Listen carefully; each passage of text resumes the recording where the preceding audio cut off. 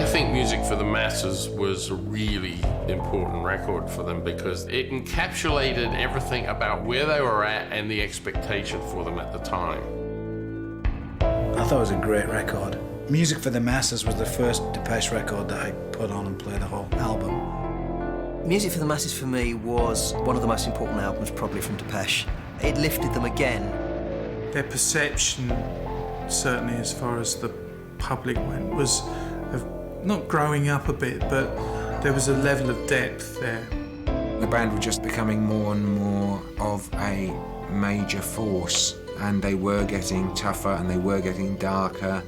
There was a starkness about it, but at the same time it was musically uplifting. So, you know, I just thought the way this band had built to that point in terms of its live following and its fanatical fan base, this was a record that gave that fan everything they ever wanted.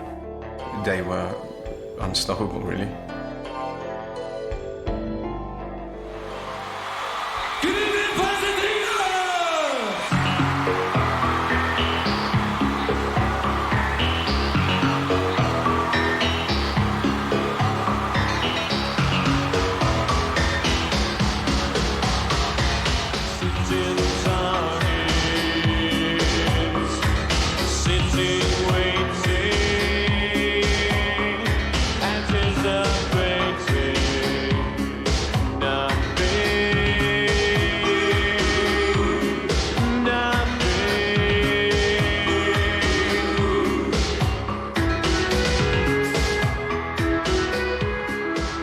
Rumours has it, Martin, that you're trying to sneak in guitars in your sound.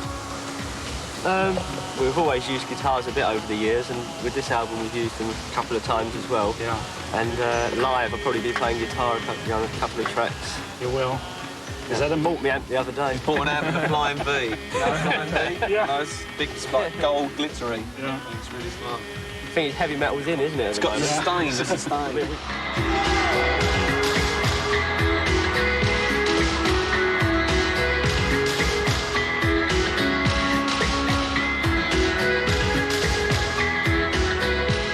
The songs, they're sort of subtle heavy metal. A slow balance, but they're still heavy. Yeah, I mean, we're sort of, you know, sort of medium weight metal, we like to be called, really. But you've been into heavy electronic all the time. Is it still possible to work within the electronic frame? Is that still? Yeah. Electronic metal, yeah, Alan hit it on the head, Yeah. really. We like electronic metal is where we're at, really. We used to discuss beforehand how we were going to make each album different from the last, and that became more important to us as time went on, that we weren't just going to repeat a formula.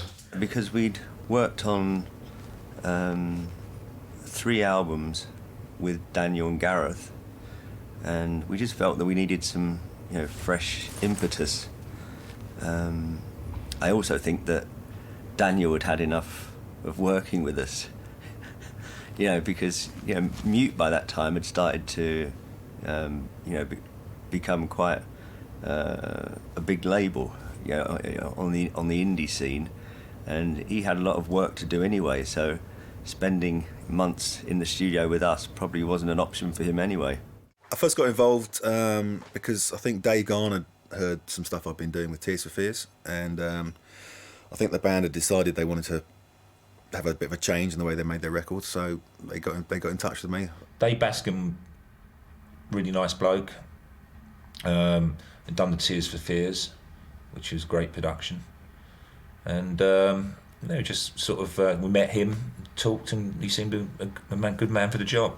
Once again, it was just us looking for someone different to work with, and I think we probably sat down and talked to a few people, and Dave just seemed like somebody that we could get on with. Sometimes you do need some new jokes, someone else to take the piss out of.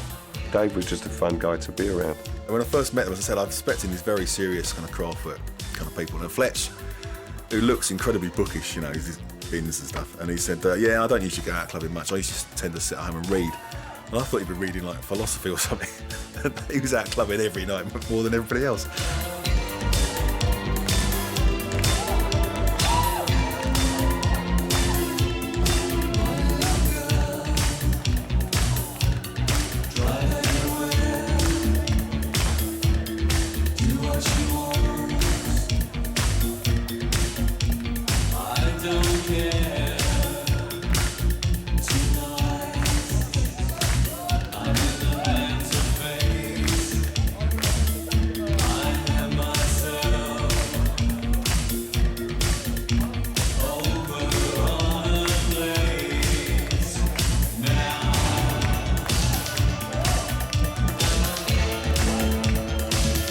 Behind the Wheel's quite an interesting track.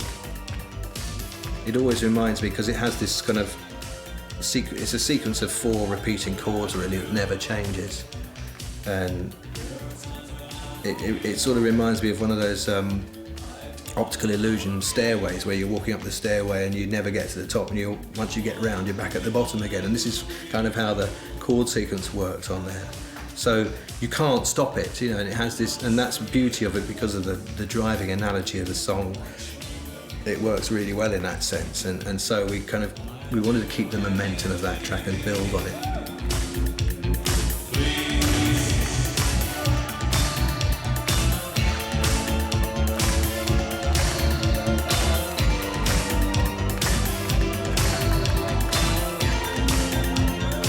Well, I remember on the plane, one of the first things Martin was saying was he got the title on the plane over to Paris. He said he got the title first, which is great. I love it when he got that, because it just gives you a whole kind of concept to work towards. I think it was like a real breath of fresh air for the whole project, And I remember they recorded the start of the album in Paris, and I remember going down there on the first day make sure everything was cool and everybody was getting on. I remember leaving the building with like this massive weight off my shoulders. I mean, being away anyway, you are this self-contained insular unit, which is I actually really enjoy. I think it's you get this kind of team spirit on the go, and so that's the advantage. Whereas the stuff we did in London was obviously we were all going home every night, and it wasn't quite the same vibe. But I wouldn't say there's any particular, apart from the fun of being away, and that there's not any kind of technical advantage to it. I just love going away recording abroad. It's good fun. But I mean, having said that, the studio in Paris was great. It's an old cinema. It was a really good sounding room. Lots of interesting spaces. There was like a stairwell we used for a lot of sounds. And it also had loads of instruments there, like on Pimp, the big timps and big bass drums, all that stuff was there. So that was really useful, just to be able to go and lock up the sound if you wanted it.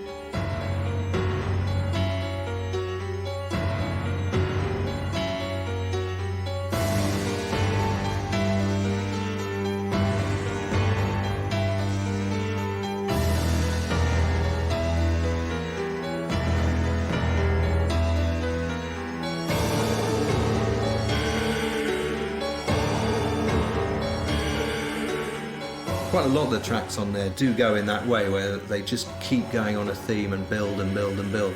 Pimp, for example, is very much like that. You end up with a kitchen sink. It starts off with one little riff that just turns around on itself.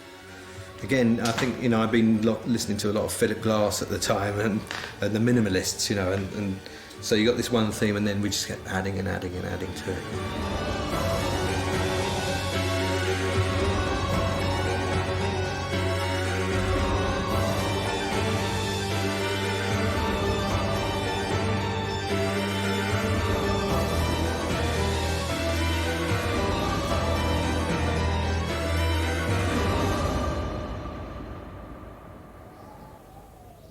But it was very important to have a focus for each track.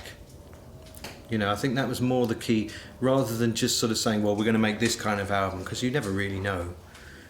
What we really needed to do was say, okay, well, each song we're going to say, let's have an idea, a theme of how we're going to try and approach this.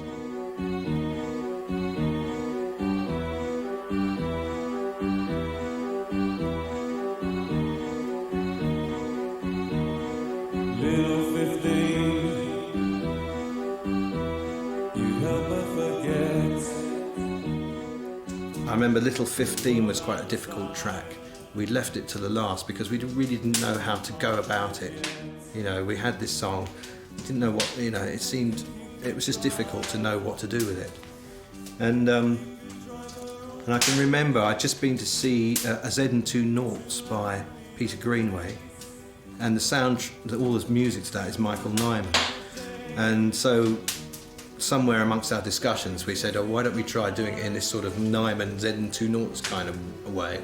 And from there it was just easy, it just flowed, it just started with a little sort of funny little hypnotic cyclical sequence, and then bang bang bang all the parts came together. That was Alan's schooling and his musicianship, and he's a fantastic piano player, Alan.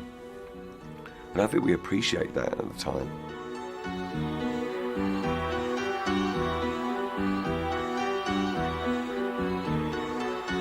a lot of the time we were making sounds for the album, and chucking ashtrays about or something, it just sounded really cool. And we'd kind of think, it'd be great to use that somewhere.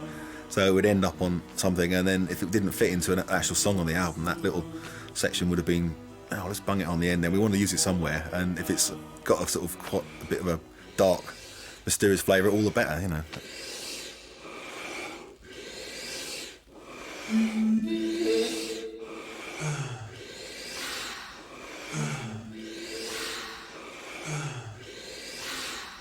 I want you now, tomorrow won't do. There's a yearning inside, and it's showing through. So it was actually an accordion with just no keys held down. There's a button you press on the accordion which just lets the air out, and that's all it was. But it does sound really disgusting.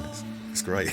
I mean, that song has got some heavy breathing on it anyway, which we sampled from God knows where. I think we sampled it of a porn movie, and then we got some girls in to add to it to make it a bit more hi-fi or something.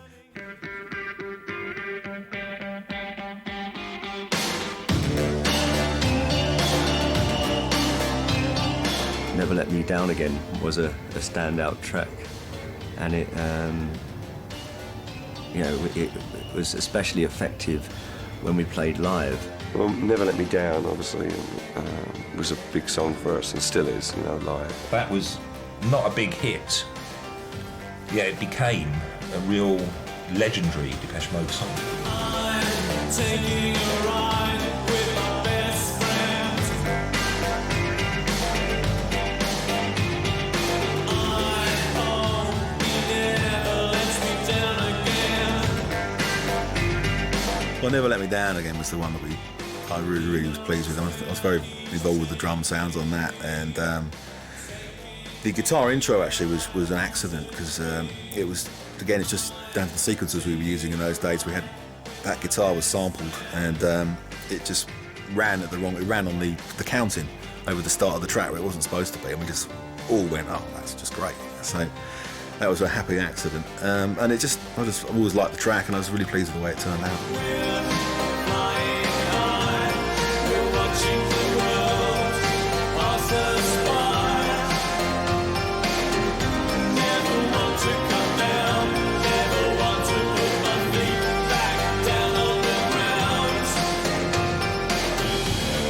It's always very strange, the end of an album for me, because that's when we start getting invaded with everybody else, because obviously they're planning videos, tours, and all this, and so there'd be publicity, people coming down and getting in the way, and it's a very close-knit thing you got going, and suddenly they're off promoting the album, and I'm off doing my next thing, so it's always odd getting the end of an album like that, but it's the same with every band.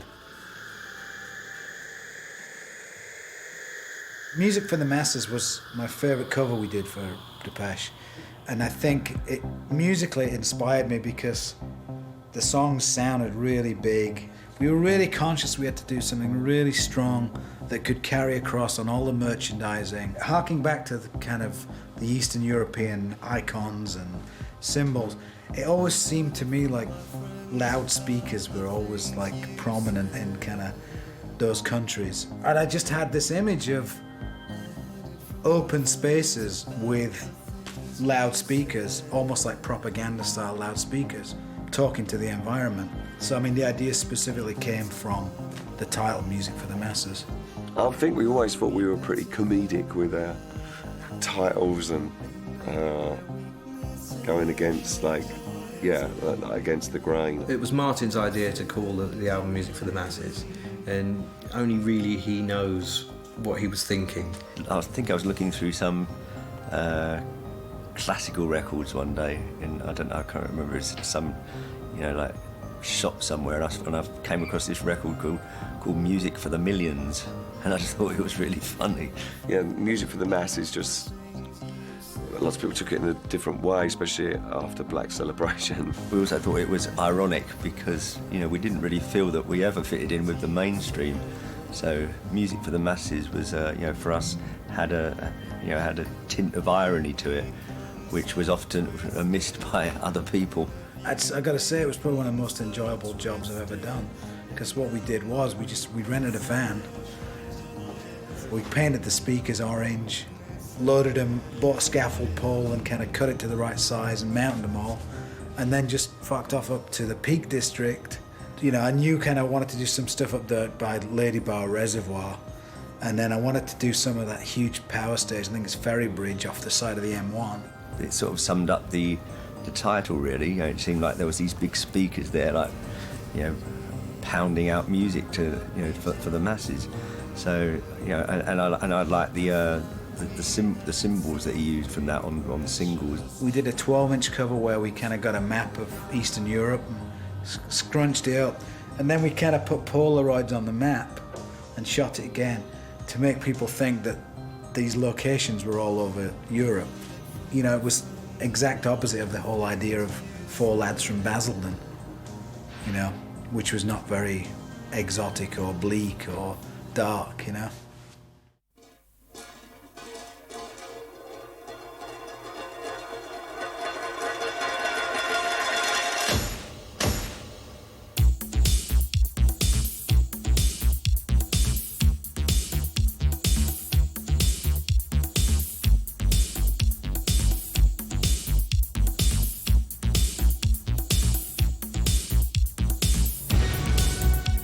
I think it may have been Dave's idea to bring Anton on board. I feel really comfortable with Anton, and he kind of understands, you know, the music, and he's very sympathetic to what we're trying to do. There was more of a focus on us as individuals, and also because the songs were so much about human relationships, you know, there never seemed to be any women involved in any of the work we were doing, so he introduced women into the videos. Drive anywhere, do what you want. Well, you know, I was like into Echo and the Bunnymen and sort of rock bands, and Depeche struck me at the time as a sort of teeny bop kind of band, you know. That I didn't mind shooting for the enemy because you come from a different angle, but to work for them didn't really, you know, enter into my train of thoughts. Anton's attitude of they're just a pop band was the attitude that we were all suffering. And when Anton made the move and wanted to get involved with Depeche Mode, I think that was the point where everything started to become different, because it lent the band that kind of kudos. And that was my problem, I think, with Depeche Mode. They were seen as this electronic band, and there was no emotion involved in anything that you saw of them, and that I definitely brought in. Every video that we've ever done with Anton has been fun. Every photo session that we've ever done with Anton is fun. Strange love, strange eyes and strange love. Take Anton out of the equation, it's a nightmare. And I think he visually saved us, you know.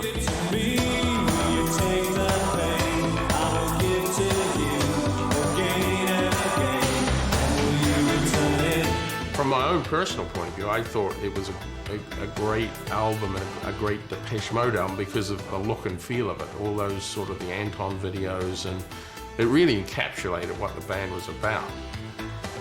So the question was to, you know, was this an album that would move them along in terms of, you know, breaking them to a wider audience? Because Black Celebration had kind of consolidated the band's position, and when they come back with music for the masses, Strangelove was a really successful single, really good as an Anton video, isn't it? With scantily clad females. I'll make your heart smile. Strange love, strange eyes and strange love. Strange love, that's how my love goes. Strange love, you give it to me, you take the pain. I will give to you again and again. And will you return it? Strange Love, to me, is probably the most significant track that this band has had in terms of breaking in America. It was kind of when it really started to happen. I remember we were on tour in America and the album debuted top 40, And we never really used to concentrate too much on chart positions because, as Andy said, the band could sell out 15,000 tickets without even the promoter or some of the promoter staff not necessarily knowing them. They weren't mainstream. We created a following long before we were selling records. In much the way bands like the Grateful Dead, or it was like a legion of fans that would come to our gigs, and you know, we could play to 5,000-10,000 people a night, but we were still selling 150,000 albums at the end of a 30-day tour, which didn't add up. And that's when it finally crossed over that bang on the Billboard chart. It debuted, or it certainly got into the top 40 that week when we were there. So it was a really important sort of stepping stone then. It was like America was suddenly really waking up to it, wasn't it? The whole country was... It was like, hello. It did suddenly go pop. I mean, they had done all the right things. Southern California, again, at that time was different from the rest of the states. Yeah. They'd been championing Depeche for a long time. The radio station there, K-Rock, K-Rock, yeah. had been a big supporter of them. And it's almost like its own country, you know. In a sense, they weren't playing music for the masses. They were playing it for quite an extreme but very advanced niche audience. You just realized how important this band was to those kids. We're talking 16, 17-year-old Orange County alienated youth type of thing whose Depeche Mode's lyrics and music just completely overwhelmed them. So to that extent, that was the spawning for the movie when we made 101. That was the concept. We just thought, oh, wouldn't it be good to sort of, bring the fans into the equation. That's why we put a bunch of kids on a bus and sent them across country, because it was really as much about the fans as it was about the band. 92.7 WDRE, New York's new music. Good evening, I'm Malibu Sue, and Depeche Mode are making a movie, and they'd like some of their fans to appear with them. You must be 18 or older and be available to be on location June 10th to the 18th, and just appear at Malibu in Lido Beach this Sunday at 7 p.m. and dress for the movies. Good luck.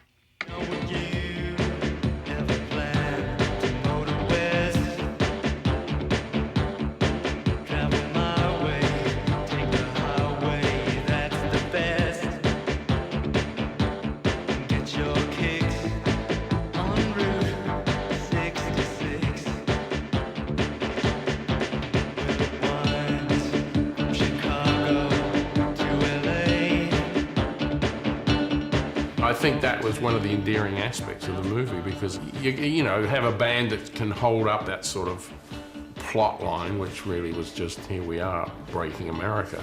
But it was also interesting to view the band through the fans, and it was about the culture, the alternative culture at the time. And there was no one better really to capture it than Pennybaker, because that's what he did. Virgin were doing our video distribution at that time. There's a guy there called Angus Margerison. And he said, why don't you ask Pennybaker? And I said, Pennybaker, he wouldn't do that. I mean, he's a legend, he's done incredible, some of the most important rock documentaries ever, But we phoned him up and he said, yeah, I'll do it, yeah. We'd done TV shows and bits and pieces, but we'd never done anything like this before. And his whole thing was like, well, you won't notice the cameras, and we're like, well, of course we will. But the whole point of them hanging around us was that... Fly on the wall. That's it. Kenny, you missed it. I know. It's really, starting the tape. This is one of the changes. Oh.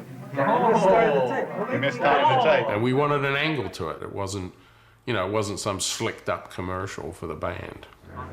Headlined by Depeche Mode.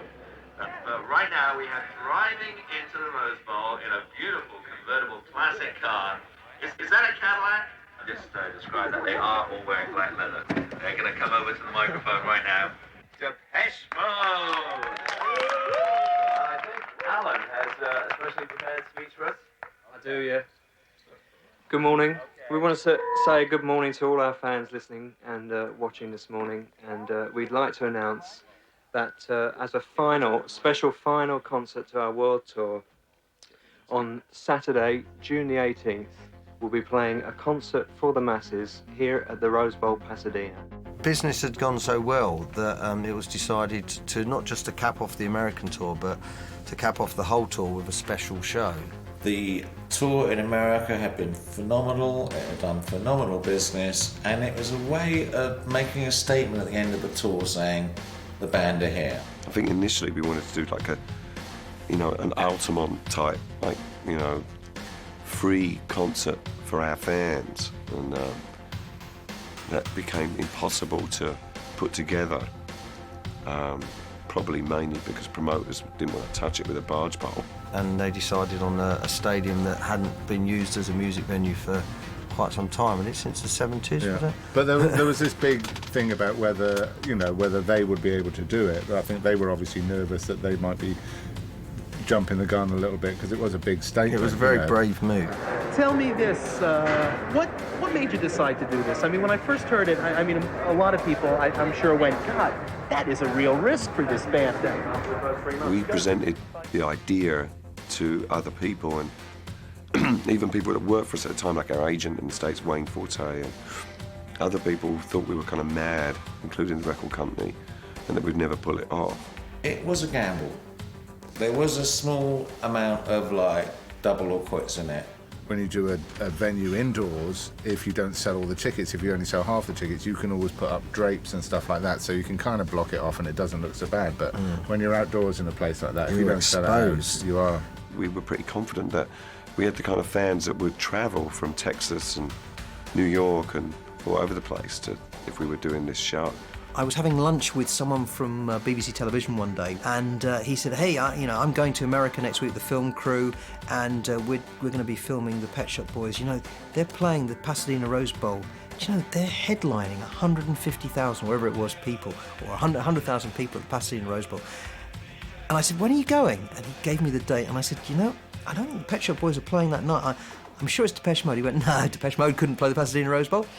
And I went outside to use the phone box, and I rang Daniel, and I came back. I was so proud. I sat down and went, "Actually, the Pet Shop Boys are supporting Depeche Mode." Yes! There was a lot of pressure on the production people. The show was huge. I remember the riggers looking up in the sky and all the speakers saying, "There's two more than the Grateful Dead up there." The guy who actually built Woodstock, Chip Monk, his name is. That is his real name. And he had got this idea where you had this stage that was on 4 pillars, and the roof sort of went down to the ground, and then you hung all the lighting and the sound system and stuff like that, and then you just pulled the whole thing up.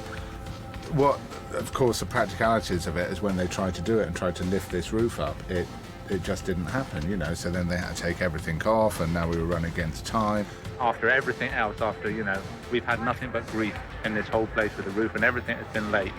Everything that we tried to do has been late. We've had problems with everything, and we've had keyboards blowing up. We've had the lot. We ended up doing the show. The roof was up. They hung everything from it and got it up into the sea, and then they had a crane with a big piece of rope that was actually holding the stage to stop it falling on the crowd. Yeah. Have you ever tried renting a crane in California on a Friday night? On Friday afternoon. It's murder after 5. God. And the weather was miserable. The band did the funniest sound check I've ever seen them do. And Martin was twiddling on a guitar doing something completely offbeat, and there wasn't even a proper sound check. It all felt very disjointed and weird.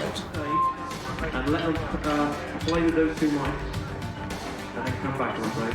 It was the one show on the tour where we'd had to use a completely different monitoring system and a completely different PA because of the sheer size of the place. And we weren't used to it. So everything went wrong, really. There were lots of things went wrong. I think the keyboards basically worked, but the fold back, couldn't hear ourselves singing. Dave was deafening. I remember going on stage and I remember losing my voice like I have now, unfortunately, pretty quickly during the show. But somehow managing to pull through. But it was pretty overwhelming. The movie says it all. Very nervous. You know, the long walk to the stage.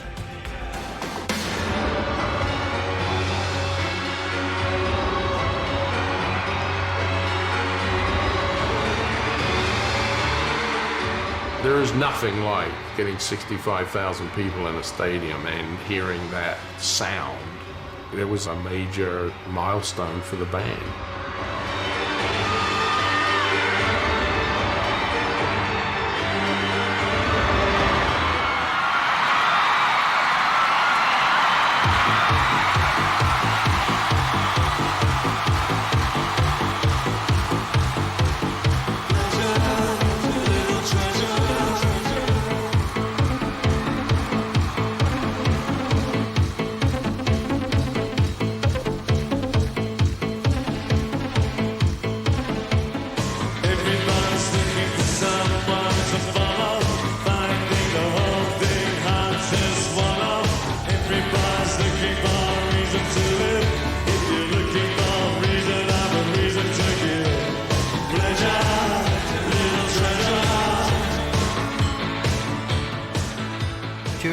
Blasphemous Rumours, when Dave's singing about God having the sixth sense of humour, it absolutely, the heavens opened up. Electrical storm, and then it absolutely poured down. I don't want to start any blasphemous rumours, but I think that God's got a sixth sense of humour, and when I die, I expect to find him laughing. It was classic. The clouds came over and suddenly opened up on everybody. It was really wild. We've always joked about the cloud of doom that seems to follow us around. You know, it doesn't seem to happen so much these days, but there was a time when virtually every night we played anywhere, it rained. None of the mains electric was covered, and the guys are running around saying, oh, it never ever rains in California in June. And we were saying, yeah, well, it is now. So can you get the tarpaulin out, please? And it was just, I mean, that's another reason why, you know, radio people and press talked about it, because it actually happened exactly as he was singing that chorus. It was like that Sympathy for the Devil, Stones trying to sort of play that song. Of course, we lapped that up. So it was a big event, though, wasn't it? You know, massive. I mean, it was a massive gig that they'd sold sort of 70,000 tickets. You know, they were certainly the biggest UK act, if not one of the biggest bands in America at that time.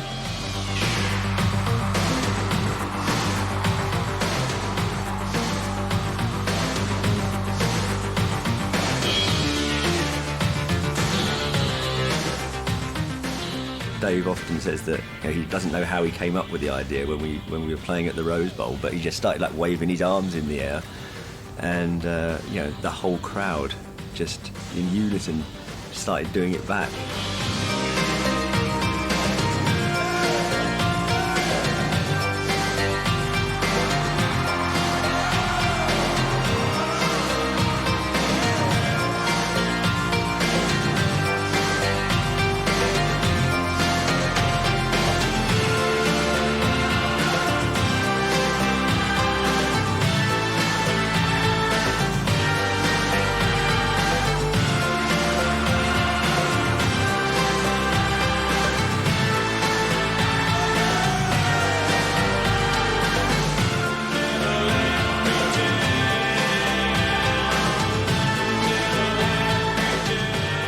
And watching that from the stage, yeah, is such a special moment. You can see people, you know, right from the first row right to the very back stand, all doing it in unison. You know, it just looks like a field of wheat or something. You know, it's incredible. Yeah, I mean, it was pretty amazing. There hasn't really been another concert like it for us.